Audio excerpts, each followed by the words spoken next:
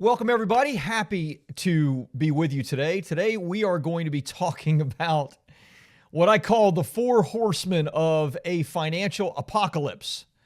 Mistakes that cost me millions. The Four Horsemen are procrastination, fear, short-sightedness, and complacency.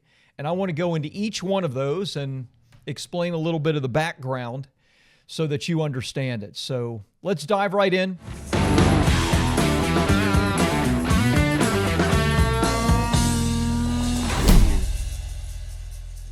Mistake number one, procrastination.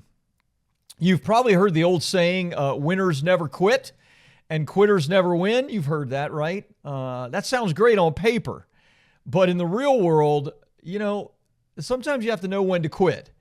And you have to know the difference between cutting your losses and losing massively, maybe even losing it all.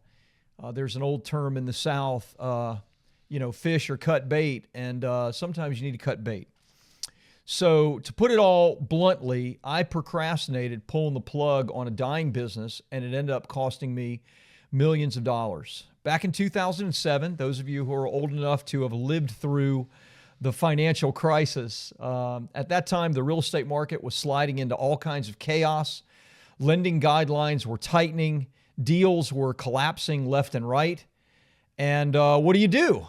Well, I did what, tough people do, right? I doubled down.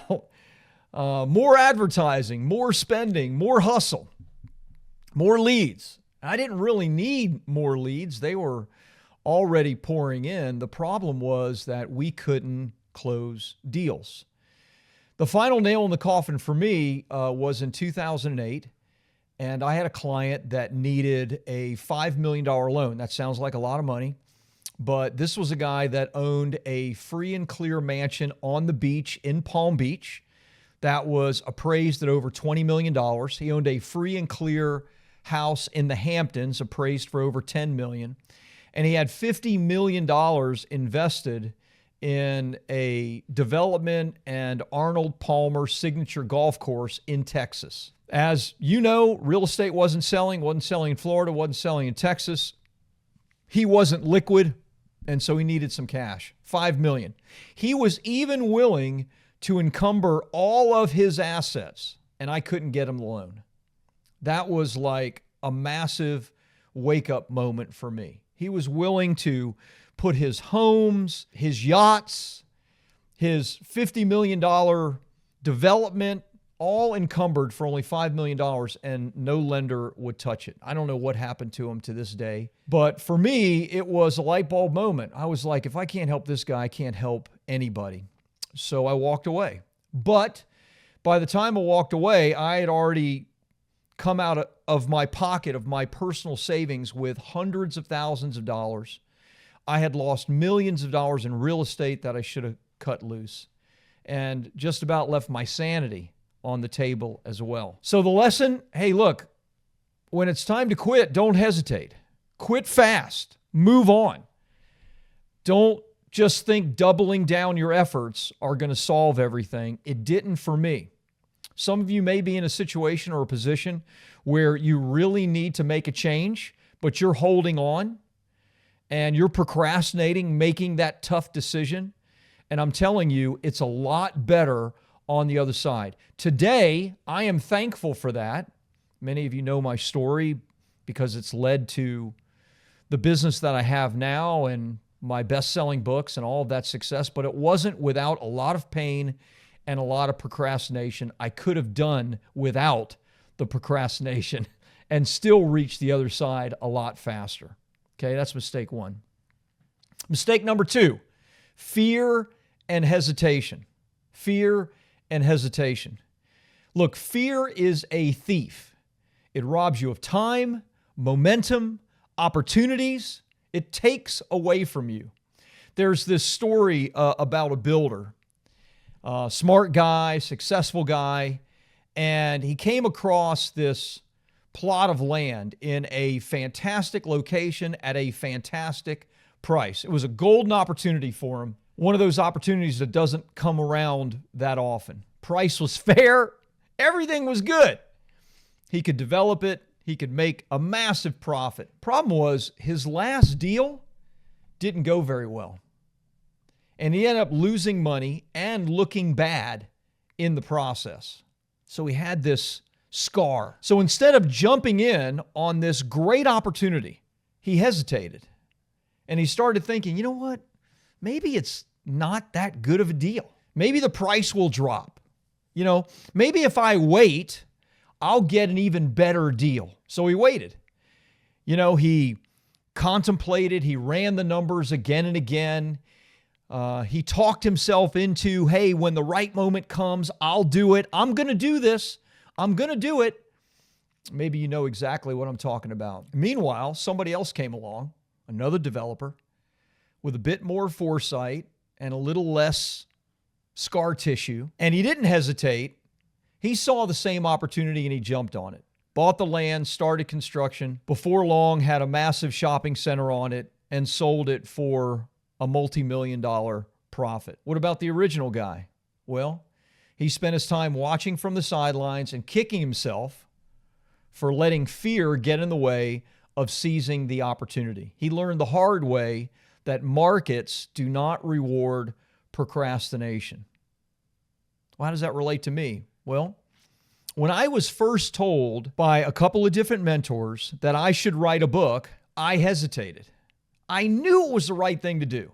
I knew it would work. I knew it would work. But I was coming off my own scar tissue and failures and difficulties. And even though I knew it was the right thing to do, I was afraid.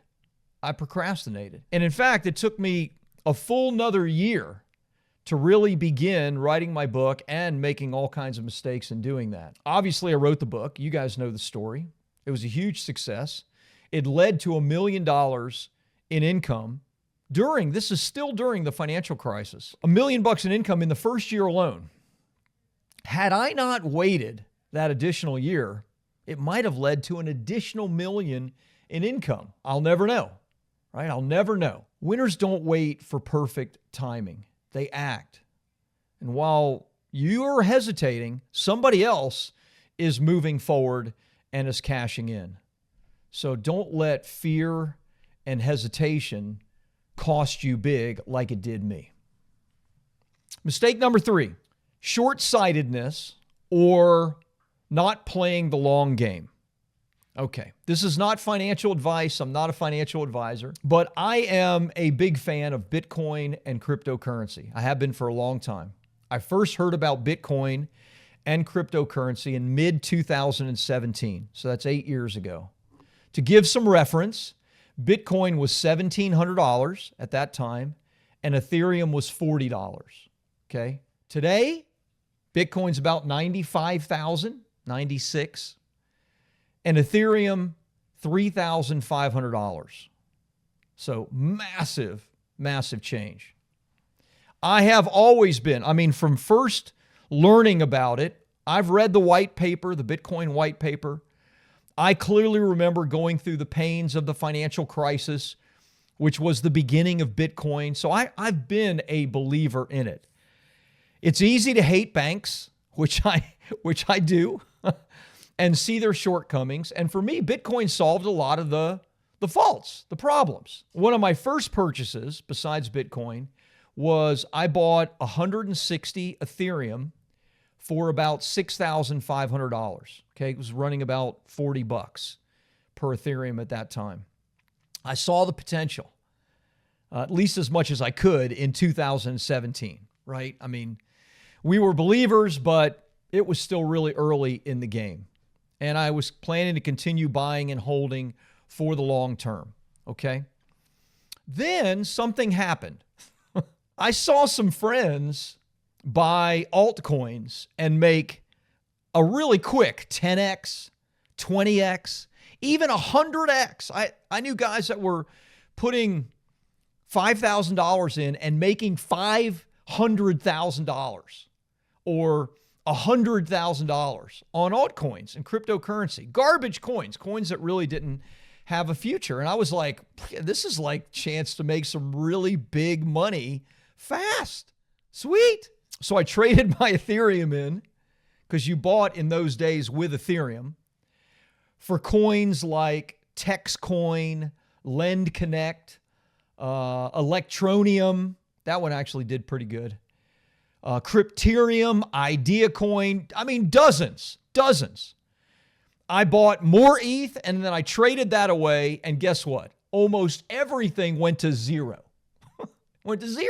Had I just kept the Ethereum that I originally purchased, just the first purchase that I spent $6,500 on, today, that Ethereum would be worth $560,000. This is just 7.5 years later. And that doesn't include the tens of thousands of dollars that I bought and wasted on other altcoins. Now, fortunately, I learned fast in that first cycle of cryptocurrency.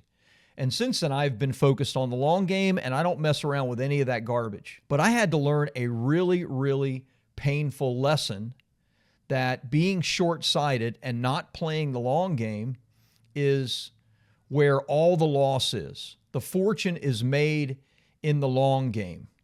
I think it was Charlie Munger or Warren Buffett or both of them together would often say, it's not hard to buy the right stocks.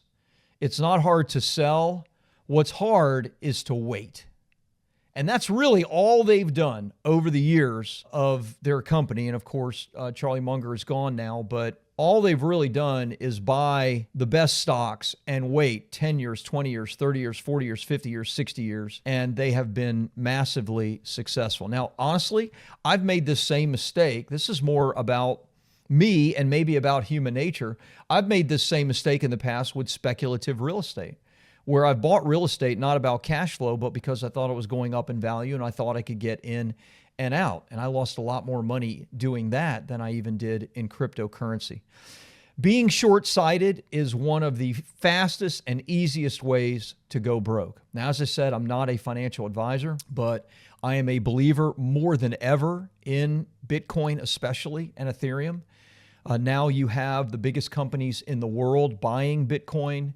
You have, some of the largest ETFs ever, the most successful ETF to ever launch, etc. So I think you're going to see tremendous long-term opportunities, but in the earlier days, and even today, there's plenty of it. There's plenty of garbage you could buy, and that's short-sightedness. Play the long game, buy the blue chips, and hold. And that's not just thinking financially, and it's not financial advice, but that's in life in general. Think long game, don't think short term.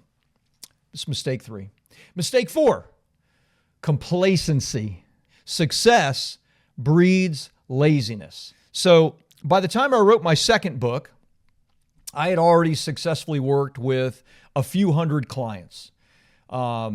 At Bestseller Publishing, we helped them write, we helped them publish, we helped them launch their books successfully. I worked with a number of influencers. We helped hundreds of clients by the time I wrote my second book, Publish, Promote, Profit, which you're familiar with, or hopefully you're familiar with. So I wrote Publish, Promote, Profit, and when I did, I knew exactly what to do to make it crush. And it did. We hit the Wall Street Journal bestseller list. We hit the USA Today bestseller list. My book funnel, which I built at the same time as I launched my book, sold thousands of books every single month with paid advertising. And that led to clients coming for our done-for-you services, for writing, for publishing, for book launch, for all of that stuff. In fact, the book and the book funnel brought in over $1 million in income in new clients in the first 3 months alone with paid ads. Sweet, right? I mean, it crushed. 6 years went by and I didn't write another book. Yeah, I was still using Publish, Promote, Profit. I was still using my book. I was still using a book funnel. My book had been sold and downloaded and has been over 100,000 times. But come on, I'm the book guy and I hadn't written a book in 6 years? Oh my gosh, that's terrible. It was in a hot seat with Russell Brunson that woke me up to my complacency. He asked me point blank, I'm sitting, it's just me and him in front of a room, and there's a room about 30 or 40 people in it, my peers. And he asked me, how long has it been since you wrote a new book, Rob? And I told him at that time it was 5.5. I told him it's about 5 to 6 years. And he was shocked. And so were the other people in the room. And I was embarrassed. I should have been embarrassed. I have all the resources. I have a full team. I know how to do this, right? Why hadn't I done it? Well, because I was lazy and I was complacent. There's no doubt that I lost many clients and probably millions of dollars because of this complacency. There's no doubt. I'll never know, right? So what did I do? Well, I wrote my next book within a few months of that meeting. Some of you may have heard this story. That book is my Write with AI book, right? That book is currently #1 in multiple categories on Amazon and has been since we launched it, which is now, I don't know, 6, 7, 8 months, something like that. I have a book funnel for that. That's crushing it. It's doing fantastic. I have a workshop and a webinar attached to it that's doing great. And all I needed to do was what I already knew how to do, which was write another book. Well, I'm already planning on launching my next book in the next few months. No more complacency for me. If I'm in this, I'm in this. At least not in this area. Maybe there's some other areas that I'll be complacent in. Here's what you need to understand. Success breeds complacency. When you're successful and you're doing well, it's so easy to get comfortable and to not want to deny yourself and take the actions that you know you need to take yourself to the next level, or even just remain at the level that you're at right now. Don't fall into that trap. Stay hungry, stay sharp, keep creating, keep focused. So these 4 mistakes, the 4 horsemen of a financial apocalypse: procrastination, fear, short-sightedness, and complacency. They didn't just cost me money, right? They cost me momentum. They cost me confidence. They cost me opportunities. I'll never get them back. They're gone, right? Like the river that passes while you're watching, it's gone, never to come back. And all this is avoidable. It's totally avoidable. So I don't know where you're at right now, but if it's time to quit something, don't wait. Do it. Do it. Do it now. Now is the time. If there's something that's holding you back, there's some fear, you have some hesitation, but you know that you should be doing something, stop it. Stop letting fear paralyze you. It's costing you money. It's costing you opportunities. It's costing you peace of mind. Don't trade long-term for the short-term gratification.